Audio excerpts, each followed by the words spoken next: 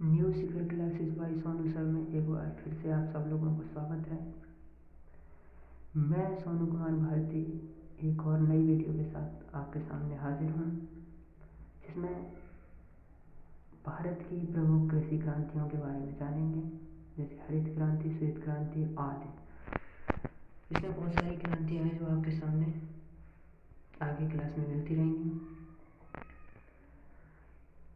एक और बात बता देते हैं कि हमारे वीडियो को लाइक करें और ज़्यादा से ज़्यादा शेयर करें और सब्सक्राइब करना तो बिल्कुल ना भूलें, क्योंकि हमारी एक नई वीडियो अपलोड प्रतिदिन होती रहती है और जिसका नोटिफिकेशन आपके सामने आता रहेगा, जिससे आपके एग्ज़ाम के लिए बहुत ज़्यादा पावरफुल होंगी।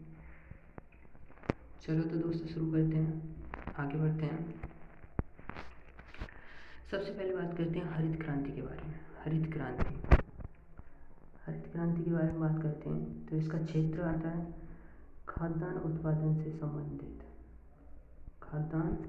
से संबंधित थी, जिसका परिणाम रहा इसके कारण गेहूं और धान की पैदावार में अच्छी वृद्धि हुई थी।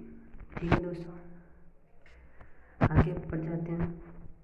भारत में हरित क्रांति का जनक किसको कहा जाता है? वेरी वेरी इंपॉर्टेंट क्वेश्चन है। किसको कहा जाता है?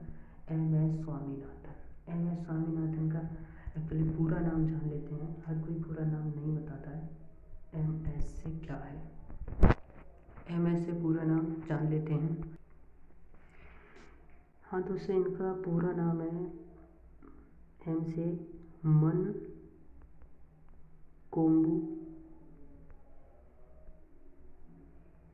मनकोम्बू संबाशिवन।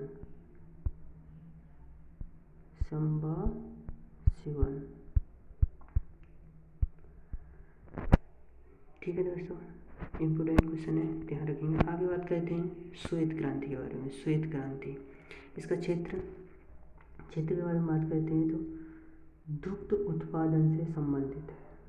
ठीक है, इससे किससे संबंधित है? दुग्ध उत्पादन से संबंधित है। और तथ्य के बारे में बात कर लेते हैं तो इसकी शुरुआत 1964-65 में हुई थी, जिसे आगे ऑपरेशन फ्लड कहा गया था।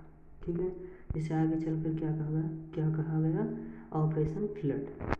भारत में श्वेत क्रांति के जनक किसको कहा जाता है? ये भी वेरी इंपॉर्टेंट क्वेश्चन है, इसे याद रखेंगे। डॉक्टर वर्गीज कुरियन। ओके, आगे बढ़ लेते हैं। गुलाबी क्रांति गुलाबी क्रांति का क्षेत्र होता है, यह प्याज, झींगा मछली के उत्पादन से संबंधित है।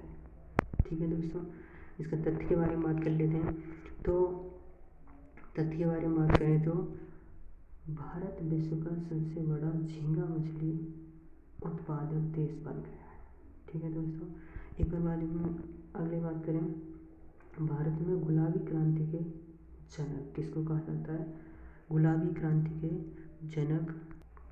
तो दोस्तों, गुलाबी क्रांति के जनक कौन है? दुर्गेश पटेल। यहाँ पे थोड़ा हट गया है तो मैं लिख देता हूँ, दुर्गेश पटेल।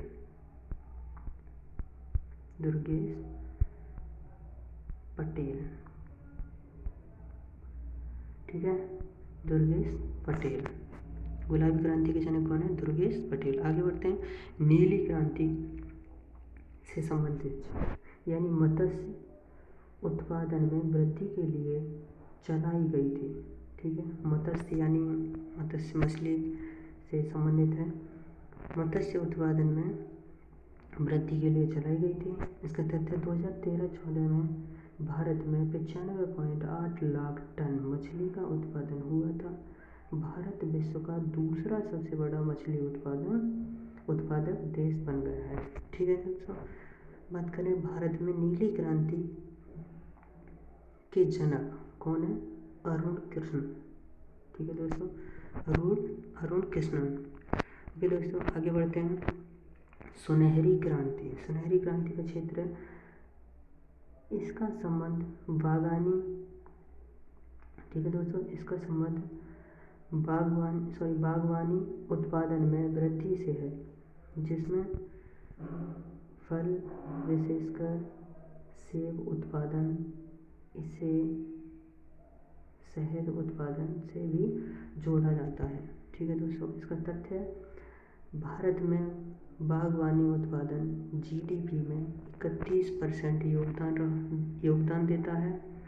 भारत सब्जी और फल उत्पादन में विश्व में दूसरा स्थान रखता है। वेरी वेरी इम्पोर्टेंट क्वेश्चन है, याद रखेंगे।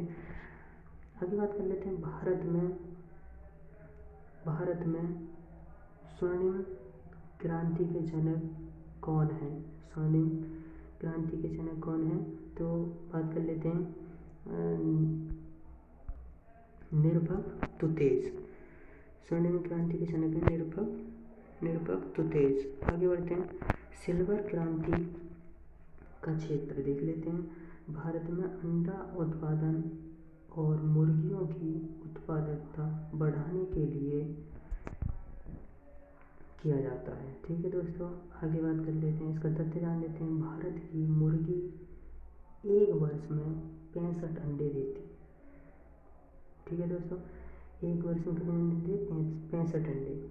जबकि अमेरिका में 295 अंडे, यानी एक वर्ष में 295 अंडे अमेरिका की मुर्गी देती है।